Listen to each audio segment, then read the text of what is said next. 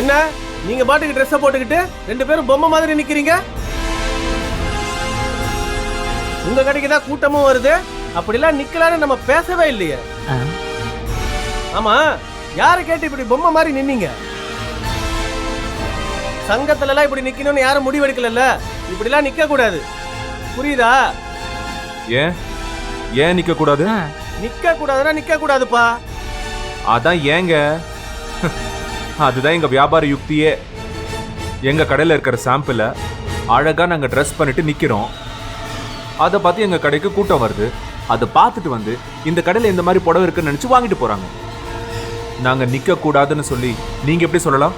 நிக்க கூடாதுன்னா நிக்க கூடாதுப்பா.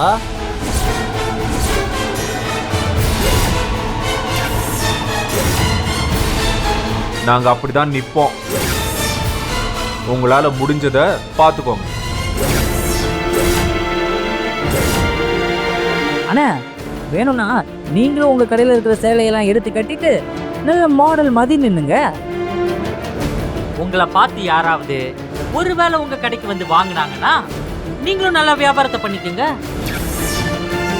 தெரியுதுல்ல, நிக்க முடியாதுன்னு தெரியுதுல்ல, அதனாலதான் மத்தவங்களை நிக்க விடக்கூடாதுன்னு இங்க வந்து பஞ்சாயத்து பண்றீங்க.